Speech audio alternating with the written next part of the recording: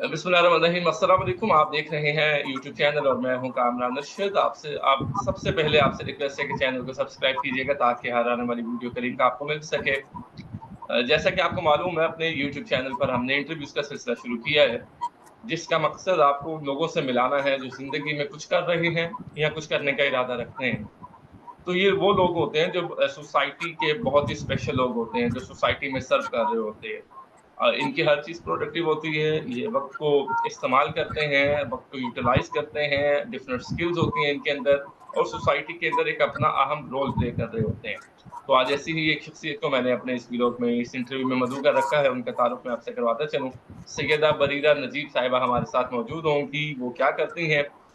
वो हैं well being counsellor हैं, क्लिनिकल साइकोलॉजिस्ट हैं, एडवोकेट हैं फॉर मेंटल हेल्थ अवेयरनेस के। तो ये एक ऐसा टॉपिक है, बहुत ही सेंसिटिव टॉपिक है जिस पे मैं उनसे बात करना चाह रहा था।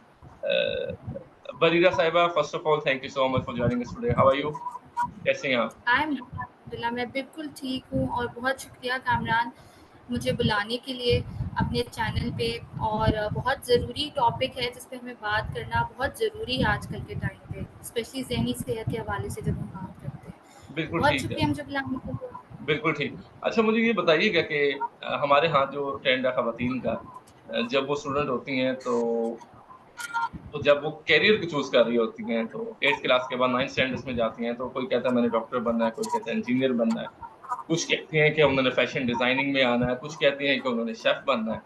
जो साइकोलॉजिकल इफ़ेक्ट्स हैं, साइकोलॉजी और साइकोलॉजिस्ट और साइकोथेरेपिस्ट, ये बड़ा ही एक संजीदा टॉपिक है जिसमें आपकी ऑब्ज़र्वेशन बहुत होती है, आपके अंदर लिसनिंग पावर होनी चाहिए सुनने के लिए। आपने ये शोबा क्यों इंतख़ाब किया? सबसे पहले ये सवाल है मेरा। बहुत रेलिवेंट आपका सवाल है कि अक्सर औकात हमारे माशरे में ये बड़ा सेट है। जेंडर्स के लिहाज से जब हम बात करते हैं तो एक प्रिजम्पशन है हमारा कि लड़कियां हमेशा डॉक्टर या का शोबा चूज़ करेंगी। और बड़ा लोगों को हैरानगी होती है कि कोई भी अगर लड़की इस फील्ड में आती है तो उनका पहला कंसर्न ये होता है कि ये आपने कैसे चूज़ किया। तो मैं समझ रही हूँ आपका सवाल कहाँ से आ रहा है। बट देखिए, जो लोग अपनी पर्सनालिटी को अंदाज़ा कर लेते हैं, जो लोग अपने स्ट्रेंथ और वीकनेस को आइडेंटिफाई कर लेते हैं, उनके लिए बड़ा आसान हो जाता है वो शोबा चूज़ करना जिसमें वो एक्सेल कर सकते हैं। तो हुँ, जब मेरा ये दौर चल रहा था, जब मैंने अपने करियर को डिसाइड करना था, तो मैंने हुँ, सबसे पहले ये देखा कि मैं मेरे लिए क्या बेहतर है बनिस्बत ठीक है। इस चीज़ को देखने के कि मेडिकल एक प्रोफेशन है। तो हुँ, मैंने अपनी वो स्ट्रेंथ्स देखी और उसी की वजह से मैंने इस प्रोफेशन में कदम रखा। हुँ, ठीक है। तो इसमें आपकी हेल्प किसने की? करियर चूज़ करने में हमारे यहाँ जो सबसे ज़्यादा तादाद होती है ना लोगों की, मैं ज़रा हुँ, हुँ। फन भी करता हूँ तो मैं क्या कहूँ? अच्छा, हमारे यहाँ जो सबसे ज़्यादा तादाद होती है ना, वो डिस्करेज करने की होती है, ठीक है? तो वो कहते हैं जी, आप ये नहीं कर सकते। You don't have ability to do that. You are at that path, you are at that age, you are at that position where you can't do that, you can't afford these kind of things, you know. तो आपने इस चीज़ को handle किया है? पहले ये बताइए कि अगर किया है तो कैसे किया? हाँ, बिल्कुल सही कह रहे हैं आप। और ये सिर्फ़ तब तक मुहित नहीं है, कि अभी भी चलता है। लोग जब भी लोगों को पता चलता है कि I am a psychologist, specially clinical psychologist, और हुँ, मैं ऐसे लोगों के साथ डील करती हूँ जो ज़हनी परेशानी, ज़हनी इज़्तिराब, इस तरह की कैफ़ियत में मुब्तला होते हैं, तो उनकी पहले कंसर्न ये होता है कि ये आपको तो कभी नहीं हो जाएगा, ये आप तो नहीं हो जाएँगी। हुँ, मैं ये लफ्ज़ इस्तेमाल नहीं करना चाहती, लेकिन लोगों का यही परसेप्शन है कि पागलों के साथ रहते हुए, काम करते हुए आप खुद पागल तो नहीं हो जाएँगी। बिल्कुल तो ठीक है। ये वाला एक परसेप्शन हमारे माशरे में है। तो हुँ, जिन लोगों ने मेरी हेल्प की उसमें मेरे वालिद का बड़ा किरदार था। उन्होंने मुझे पूरी आज़ादी दी कि तुम्हें जो फ़ील्ड चाहिए, तुम्हें समझती हो कि तुम इसमें एक्सेल कर सकती हो, तो तुम हुँ, करो। दूसरों के बारे हुँ, में मत समझो, मत सोचो। हुँ। अच्छा, आपको फैमिली सपोर्ट रहा है, तो डिस्करेज करने वालों में कौन लोग थे? आपके दोस्त थे, रिश्तेदार थे? मैं किसी का नाम नहीं पूछ रहा, मैं स्पेसिफिक एक डोमेन में जा रहा हूँ। या टीचर्स थे कि नहीं, ये हाँ, नहीं करना, वो कौन लोग थे? आपके चेहरे पे स्माइल आ नहीं, रही है, वैसे आई नहीं, got your point actually what you are thinking about. नहीं चलिए आगे हाँ, चलते हैं फिर। नहीं, हाँ, बिल्कुल, नहीं, ऐसा नहीं है, कोई ख़ास नहीं था, बट वही बात है, चलते-फिरते लोगों के कमेंट्स हो जाते हैं, तो बट ठीक है, उसको हैंडल करना आता है। अच्छा, ज़बरदस्त है, बिल्कुल अच्छी बात है। अच्छा, मुझे बताइएगा आप, क्लिनिकल साइकोलॉजिस्ट क्या है?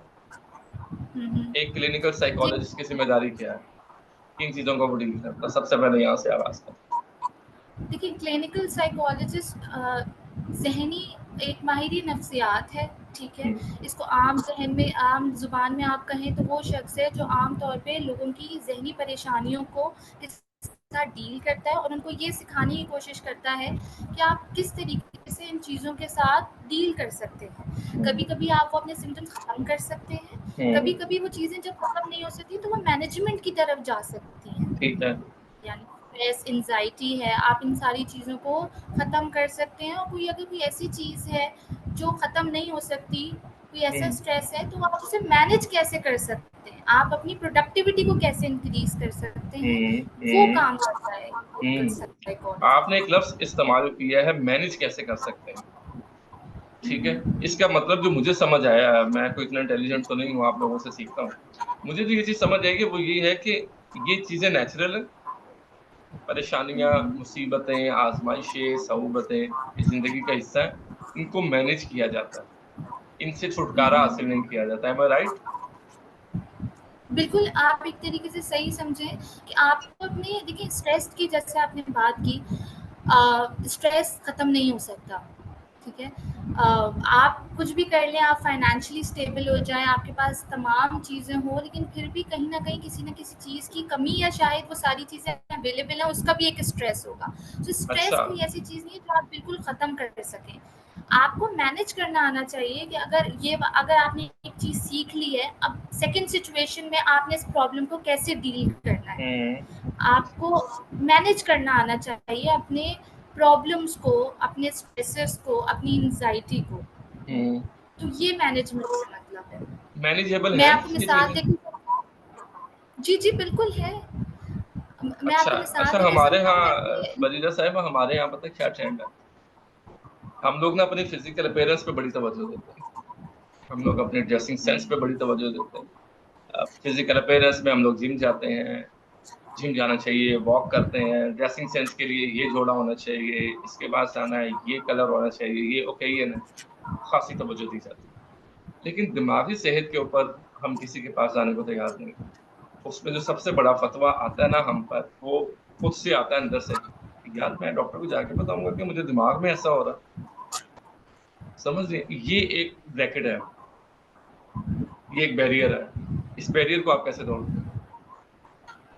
देखिए ये जो आपने बात की ना ये बहुत सारी हम जैसे पहले भी बात कर रहे हैं माशरे से जब मैं करियर चूज़ कर रही थी तो माशरे की बातें थी मौजूद और मैं तो अपना करियर चूज़ कर रही थी बट अगर इस परेशानी इस मुश्किल का शिकार हो रहा है तो उसके लिए तो और मुश्किल हो गया है ना किसी के पास जाके अप्रोच करना क्योंकि माशरे की बातें सबको पता है हम्म, कि कोई भी इस चीज़ से गुजर रहा होगा तो उसे पता है कि लोग क्या सोचेंगे हम्म, तो इस चीज़ को काउंटर करने के लिए कामरान मैं और जो आप अभी बात कर रहे हैं ना ये उसी का एक काउंटर है कि हम ये बात जो कर रहे हैं ये इसीलिए कर रहे हैं कि ये आपके चैनल पे जाएगा लोग सुनेंगे लोग समझेंगे अवेयरनेस पैदा होगी इन सारी चीज़ों के हवाले से जिसको नहीं भी पता है वो भी सुनेगा तो उसे अंदाज़ा होगा कि नहीं ये चीज़ें हैं ये एग्जिस्ट करती हैं और इसको डील भी किया जा सकता है हम्म। ठीक है, एक बिल्कुल ठीक। तरीका ये है अवेयरनेस फैलाने का ठीक है। अच्छा, दूसरा फिर ये बताइएगा, देखिए आपके पास कौन सी एज ब्रैकेट है जिसके पेशेंट ज्यादा आते हैं? कौन सी ये देखिए मैंने सारी एज ब्रैकेट के साथ काम किया हुआ है बच्चे मैंने भी आते हैं, बच्चों के 16 साथ भी साल से काम अडल्ट आते हैं, 18, जी जी बिल्कुल अंडर 18? तो बिल्कुल वरीदा साहब, बिल्कुल ये बड़ी अलार्मिंग सिचुएशन नहीं है कि हमारे अंडर 18 अडल्ट्स हैं और वो भी किसी न किसी मर्ज में मुब्तला हैं, एडिक्टेड हैं वो सोशल मीडिया के, एडिक्टेड हैं वो मोबाइल फोन्स के, एडिक्टेड हैं वो फोन वीडियोस के, एडिक्टेड हैं वो ड्रग्स के, एडिक्टेड हैं वो सेनी फतूर के, एडिक्टेड हैं वो और कुछ एक्टिविटीज करने के जो मैं बता नहीं सकता। तो आप इन लोगों के लिए तो फिर उसूल ये है ना, सबसे पहले अगर मुझे किसी चीज की एडिक्शन है और उसका ताल्लुक किसी भी वल्गर चीज से, तो आपके पास ऐसा क्या मटेरियल है या आपके अंदर कितना पेशेंस है कि आप उस मरीज को सुन लेती है मुकम्मल, क्योंकि सुनना सबसे पहले आपका काम है। बिल्कुल बिल्कुल आप सही कह रहे हैं आपने जितनी भी सारी चीज़ें गिनवाई हैं ये हमारे माशरे में एग्जिस्ट करती हैं ठीक है ये ऐसी चीज़ें हैं जिनसे लोग गुजर रहे हैं प्रॉब्लम का शिकार हैं और लोग आते भी हैं सबसे पहली चीज़ जो आपने मुझे कही ना कि आप ऐसा क्या करती हैं, आप कैसे डील करती हैं। देखिए, एक क्लिनिकल साइकोलॉजिस्ट का काम होता है कि जब वो अपनी सीट पे बैठे तो वो अपनी जजमेंट को एक तरफ रखे। यू डोंट हैव टू जज, ठीक है? आप उसकी बात को सुने, समझें, ठीक है? आप और जज नहीं जज करती ना उनको? करें, क्योंकि अच्छा, ये तो हमारी नहीं शर्म देखो, की जिम्मेदारी है। शरीयत के मुताबिक वैसे मुसलमान हम सब पर ये जिम्मेदारी है कि वी कैंट जज एनीवन, अल्लाह ताला जज करेंगे। मैं आपको जज नहीं कर सकता, आप मुझे जज नहीं कर सकती। इवन मैं यहाँ पर कॉस्ट्यूम में बैठा हूँ, स्विमिंग कॉस्ट्यूम में क्यों ना मैं आपका इंटरव्यू कर रहा हूँ, तो आप मुझे जज नहीं कर सकती। ये एक दूसरी बात जरूर है कि एक चीज अच्छी, उसकी रिक्वायरमेंट क्या है। लेकिन मैं अभी, आप जूम पे बैठी हैं, कराची में नहीं आ सकता, मैंने आपको जूम पे इंटरव्यू के लिए ले लिया। ये हमने एक प्रोडक्टिव काम किया है, ये वे ऑफ निकाला है कि सोसाइटी में सर्व कर सके। ठीक है, तो ये आपने बड़ी अच्छी बात की है कि आप उनको जज नहीं करते। गो अहेड, मुझे जरा ज्यादा बोलने की आदत है, सवाल से सवाल करने की, मैं माजरत चाहता हूँ। कोई बात नहीं। तो आप मुझसे ये पूछ रहे हैं कि ये आपके अंदर क्यों इतना डिफरेंट है? ये आम लोग इस तरीके से करते हैं, ये इनबिल्ट है, तो what's the difference between a psychologist being non judgmental? Is ठीक that what your question is? है, yes, actually I was talking about the adults one. How do you deal with them, how do you handle them, because वो कोई sensor लफ्ज इस्तेमाल नहीं करेंगे। अगर आप, वो अडल्ट्स हैं, अंडर 18 है वो, आप उनसे पूछेंगे आपके प्रॉब्लम आ रहा है, वो कहेंगे जी मैं पॉर्न वीडियो देखता हूँ। पॉर्न वीडियो क्यों देखते हैं, वो कहेंगे जी मेरी एक गर्लफ्रेंड थी। गर्लफ्रेंड के साथ क्या हुआ जी, अब देखें ना, वो 16 साल के अंदर उसका ब्रेकअप हो गया। 16 साल क्या एज है, बजाय इसके कि उसको किताबें पढ़नी चाहिए, वो इन कामों में हो। तो वो आपको कुछ ऐसे अल्फाज बोलेगा, कुछ ऐसी हरकतें अपनी बताएगा, तो do you have patience to listen it, कुछ भी कह रहा है। We have been trained. It's a long journey. We have to develop that patience slow and gradually. ये हमारी training as a psychologist, these are the qualities that you have to build yourself. If you don't have these qualities, you are not a psychologist, hmm. You know. जैसे एक doctor की seat पे बैठने के लिए, एक सीट पे बैठने के लिए there is a particular qualification that you require. एक पर्टिकुलर ट्रेनिंग के बाद आप उस जगह पे बैठ सकते हैं. इन द सिमिलर वे, एक साइकोलॉजिस्ट की पोजीशन में बैठने के लिए, and while you are dealing with a human, you are not dealing with machines. आप हम्म। इंसानों के साथ इंटरैक्ट कर रहे हैं, हर इंसान उससे मुख्तलिफ है. सो आपको ये अपने अंदर उस ट्रेनिंग में सीखना पड़ता है. अगर आपके अंदर ये है नहीं, और अगर है तो आपको ये पॉलिश करना पड़ता है अपने अंदर. Fair enough. तो कोई आपके साथ भी कोई सो ऐसा वाकया हुआ है कि हमारे यहाँ ये जो लोग होते हैं, जो एडिक्टेड होते हैं, ये भी होते हैं, आप डॉक्टर्स हैं, आप इनसे डील कर रहे होते हैं, लेकिन आपने, चूंकि आपकी ड्यूटी है इनको ठीक करना, तो ये आपको सपोज कर रहे होते हैं, आपको उस फेज में ला रहे होते हैं, तो आपको फिर उनसे डील करना पड़ता है। फॉर इंस्टेंस, एक बंदा ड्रग एडिक्टेड है, ठीक है ना, वो अब आपके सामने स्मोकिंग करना चाह रहा है, तो आप उसको फिर परमिशन देंगे कि आप स्मोकिंग करें। एक बंदा किसी रिलेशनशिप से, उसका ब्रेकअप हुआ, तो किसी गलत आदतों में चला गया, डेफिनेटली वो आपके साथ डिस्कशन करना चाहेगा, थ्रू चैट, थ्रू कॉल। आप इस चीज को भी मैनेज करते हैं? ओके, सो हाँ, ये आपने बहुत अच्छा सवाल किया. देखिए, हर चीज़ की बाउंड्रीज होती हैं, ठीक है? हर प्रोफेशन में बाउंड्रीज होती हैं. एज अ साइकोलॉजिस्ट अपने क्लाइंट को ये देखिए, सबसे बड़ा प्रॉब्लम है कि आपको उसको हेल्दी लिविंग की तरफ लेके आना है, हेल्दी लाइफस्टाइल की तरफ लेके आना है, लेकिन मिस, वो तो ठीक तब है? होगा ना जब आप इस उसको बात सुनेंगे। का अब आप आपको उसको एकदम अंदाज़ा जब नो करना कर है. देंगे कि नहीं ये नहीं हो सकता, या मैं ये नहीं कर सकती, या मैं ये नहीं करूंगी, तो वो कैसे वापस आएगा? How can he get out from that situation he is suffering, right? So उसके लिए आप कुछ उसकी सुनेंगी, कुछ उसको सपोर्ट करेंगी, तो फिर आप उसको उस चीज से निकालेंगी। डायरेक्टली आप नो कहेंगी तो कुछ भी नहीं हो सकता ना। Actually this is my question, and it's relevant question. आप मुझे क्या मिसाल दे रहे हैं? कौन सी? आप मुझे एक पर्टिकुलर मिसाल दें. आपने कहा कि he wants to chat, that's what you are trying to ask? एक एक अडल्ट है, उसका ब्रेकअप हो गया, ठीक है, और वो सुसाइड अटेम्प्ट कर चुका है, ठीक है। अब वो पेशेंट आपके पास आ गया, अब उसने आके आपको कह दी मेरा ब्रेकअप हो गया, तो मैंने सुसाइड करनी है, मैं किसी से बात नहीं करता, तो डेफिनेटली आपका पहला रिस्पॉन्स, मेरे नजदीक, आई कैन बी रॉन्ग, आपका ये होगा कि आप मुझसे अपनी प्रॉब्लम्स को डिस्कस करें। It's my number, when you get free, when you want to chat, when you want to share anything, you can text me. This is the first way, right? अब जब आप उसको सुन रही हैं, डेफिनेटली वो किस फेज में है, उस वक्त किस टाइम पर वो बात कर रहा है, जिस कंडीशन पे बात कर रहे हैं ये आपकी जजमेंट है। सो आप इसको कैसे डील करते हैं? शायद मैं समझा पाया हाँ, क्वेश्चन। ये आपने आपने अच्छी मुझे मिसाल दी। ऐसा नहीं होगा जैसा आप समझ रहे हैं, ठीक है। आई नो, आई अंडरस्टैंड, मेरे लिए उस इंसान की लाइफ बहुत इंपॉर्टेंट है, ठीक है। सो देर आर अदर चैनल्स, ठीक है, जहाँ से उसे हेल्प मिल सकती है। In spite of giving me my personal number, मेरे क्लिनिक का नंबर होगा, ठीक है, एग्जैक्ट वहाँ से उसको हेल्प मिल सकती है। अगर वो कोई सुसाइड सेल्फ हार्म की तरफ आ रहा है तो उसे फिर ऐसे जाने भी नहीं दिया जाता। ठीक जस्ट है। टू मेक श्योर दैट उसकी सेफ्टी प्रायोरिटाइज की जाए तो उसे इन पेशेंट सेटिंग में रखा जाता है, हम्म। ठीक है। उसकी सेफ्टी को मेंटेन किया, मेक श्योर किया जाता है। But the way you are saying approach, I will take tackle this case, entire approach थोड़ी डिफरेंट होगी, बट हमारा गोल यही है कि उसको सुना जाएगा, उसको समझा जाएगा, उसको जज नहीं किया जाएगा, वेरी गुड, ठीक है। That's but great. अब through a different approach you can say. Okay, आगे चलते हैं। बनीता, आप मुझे ये बताइएगा कि कितने पेशेंट्स हैं जिनसे अभी तक आप डील कर चुकी हैं और वो काउंसलिंग के बाद ठीक हो गए हैं, और जो लोग काउंसलिंग से ठीक नहीं होते, क्या आप उनको फिर मेडिकेशन की जाने लेके जाते हैं? Very good and very important questions. Psychologist never gives medicines, right? So there's a difference between psychologist and psychiatrist. Psychiatrist medicine prescribe करते हैं, psychologist नहीं करते।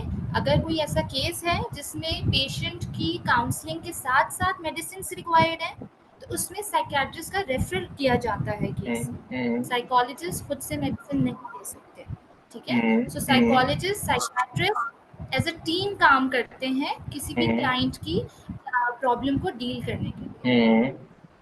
ठीक है। अच्छा, मेंटल हेल्थ अवेयरनेस पे भी आप काम करती हैं। मेंटल हेल्थ अवेयरनेस आप जज कैसे करते हैं?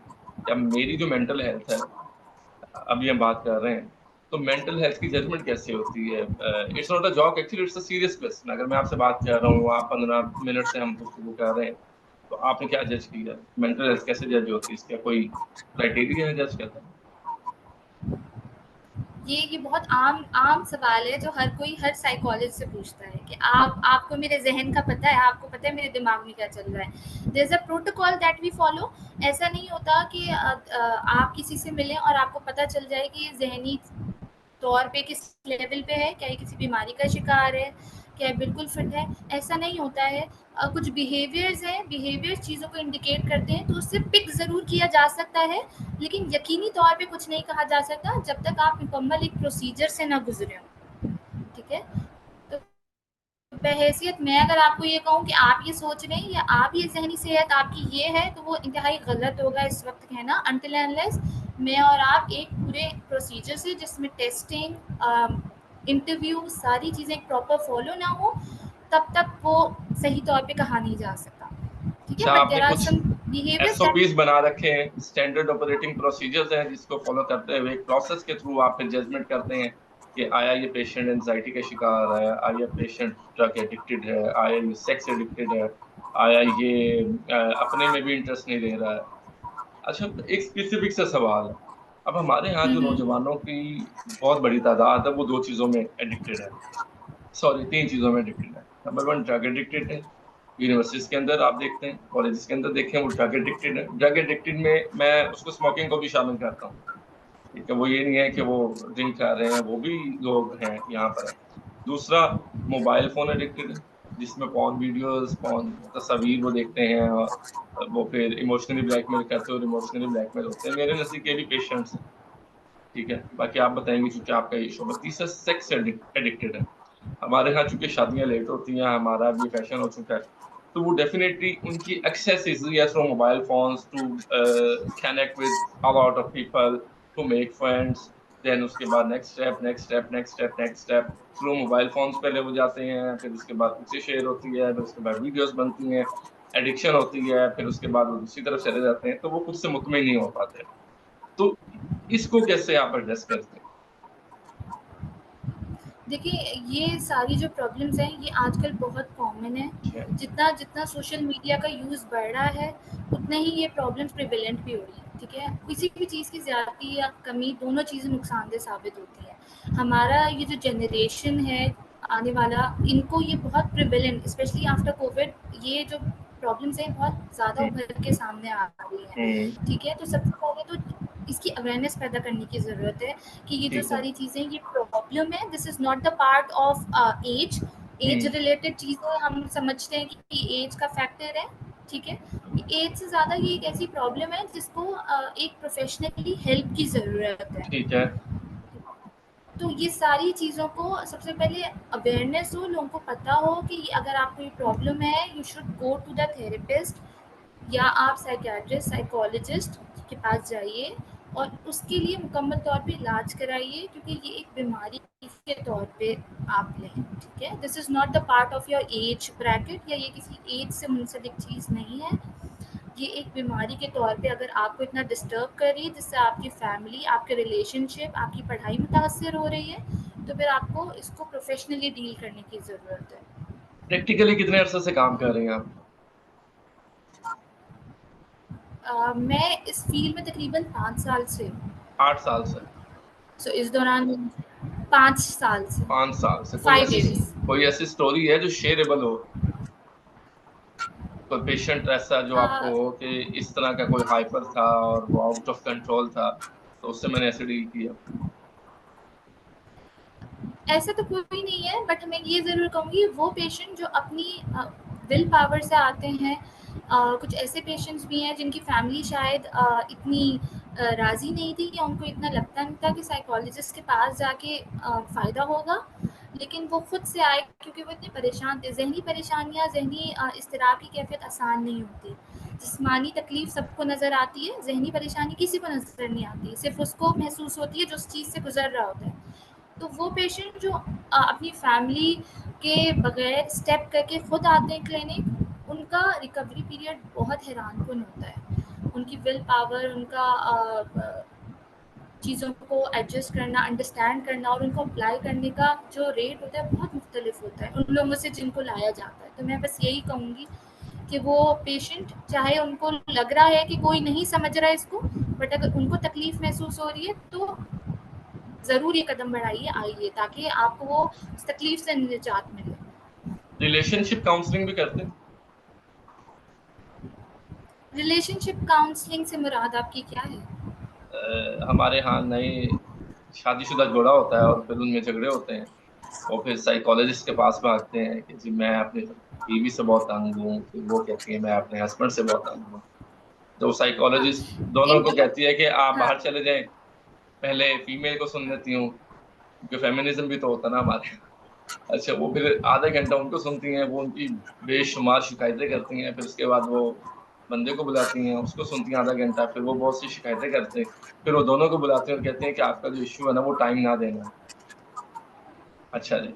और फिर वो जब जाते हैं तो फिर भारी सी फीस चार्ज करते हैं साइकोलॉजिस्ट, और उनको कहते हैं कि आप बस टाइम मैनेज करें, और उनको कहते हैं कि आप जो है ना इनकी बात मुकम्मल सुन लिया करें। आपने कभी कोई ऐसी काउंसलिंग की है? नहीं, फिर मेरा इस जवाब के देने से पहले ये सवाल है कि फिर हुआ क्या? वो सुनने के बाद नहीं, वो हुआ ही है प्रॉब्लम ना। Shall be sorted? अब हम तो दोनों, वो जब वो टाइम नहीं दे पाता क्योंकि उसकी जॉब मसरूफियत है, उसकी और बड़ी एक्टिविटीज है, खातून जो है वो उनको मुकम्मल बात नहीं करने देती, वो बता रहे होते हैं बीच में मेरे लिए तो टाइम नहीं है, शादी पता नहीं क्यों हो गई, शादी क्या हो गई। तो ये दोनों प्रॉब्लम, मैं साइकोलॉजिस्ट नहीं हूँ, लेकिन मैं 5,000 फीस दे के मैं ये कह सकता हूँ ऐसा। हाँ, I know, I understand this concern कि ऐसा महसूस होता है, बट द थिंग इज़, मैं हमेशा अपने क्लाइंट्स को ये बात कहती हूँ कि देखिए, मैं समझ रही हूँ कि अब बज़ाहिर आपको ये लगेगा कि ये तो हमें भी पता था, हम्म। ठीक है? ऐसी क्या नई बात हो गई? हम्म। बट द थिंग इज़ कि वो आइडेंटिफ़ाई करके देखिए, आपके घर में कोई दीवार ख़राब हो, टूटी हुई हो, और आप मेरे पास आएँ कि भई मिस बरीरा, मेरे घर में दीवार टूटी हुई है, मैं क्या करूँ? हम्म। मैं आपको वो पर्टिकुलर टूल निकाल के दे रही हूँ जिससे आप अपनी दीवार सही कर सकते हैं, हम्म।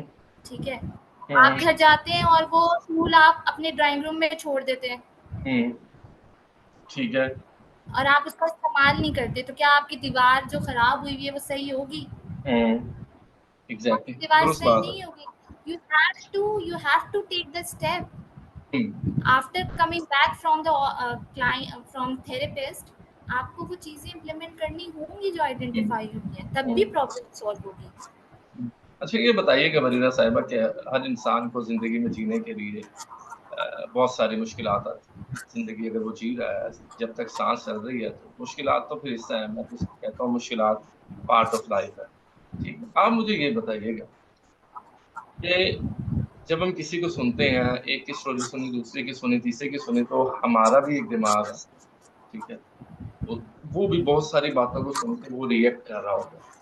तो जब आप लोगों की इतनी प्रॉब्लम सुनती हैं, तो आप अपने आप को फ्रेश करने के लिए क्या करते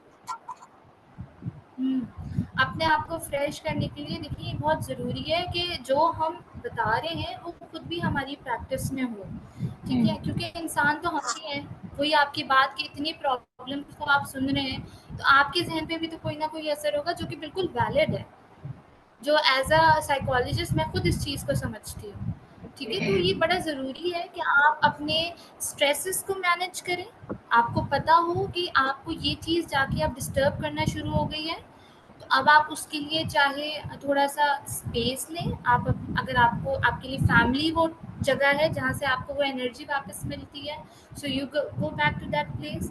अगर आपको किसी और एक्टिविटी से वो एनर्जी वापस मिलती है या आपको वो टाइम वापस मिलता है, may be reading books, may be watching TV, जो भी चीज़ है, वो हर किसी के लिए मुख्तलिफ है, ठीक है? तो हुँ, आपको लिए जो चीज़ वर्क करती है, तो आप वो चीज़ करें, अपने लिए टाइम निकालें, ठीक है? मेडिटेशन करें, वॉक करें, एक्सरसाइज करें, कि वो सारी चीज़ें जिनको करने से क्लाइंट्स नहीं, बाकी हम भी वो सारी प्रैक्टिसेस अपने लाइफ में करते हैं इनकॉर्पोरेट, ताकि हमारा स्ट्रेस भी मैनेज हो सके, हुँ, हमारे इमोशंस भी मैनेज हो सके। हुँ। बिल्कुल ठीक है। और ये आखिरी सवाल आपसे पूछना चाह रहा हूँ। कोई ऐसा पैगाम, कोई ऐसा मैसेज जो आप सोसाइटी के उन लोगों को देना चाह रहे हैं, यंग लोगों को देना चाह रही हों? मैं अपने आप को भी यंग ही शुमार करता हूँ।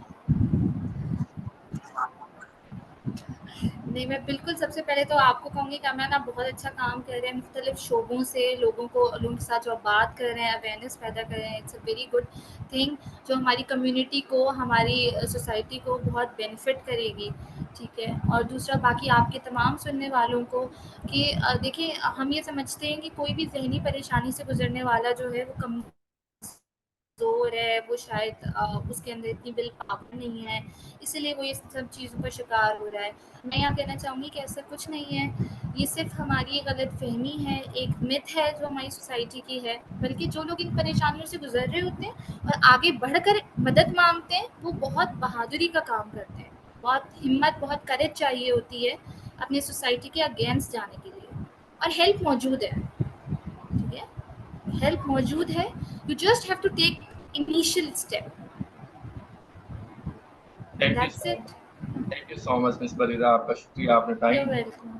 और आपके साथ आपके एक्सपीरियंसेस आपने शेयर किए। दूसरी बात ये है कि आपसे ये मुझे पता चला कि साइकोलॉजी और साइकोलॉजिस्ट में क्या फ़र्क होता है, और थेरेपिस्ट क्या काम करता है, और साथ पढ़कर हमने उन डायलेमास पर बात की जो सोसाइटी में है, किस वजह से ये सारे तमाम मामलात ऐसे होते हैं। और अफ़सोस की बात इसमें ये है कि इसमें बहुत सारे हमारे एडल्ट्स या यंग लोग हैं जो कि एडिक्शंस में मुब्तला हैं। लेकिन खुशाइन बात ये है कि आपने कहा है कि उनका इलाज मुमकिन है। बस वो हम लोगों के पास आएँ, हमसे शेयर करें और हम उनकी काउंसलिंग करेंगे, और उसके बाद वो अपने इस को पॉज़िटिविटी में कन्वर्ट करके सोसाइटी में सर्व कर सकते हैं। आपका बहुत शुक्रिया। बहुत शुक्रिया। अपना ख्याल रखिएगा। अल्लाह हाफ़िज़।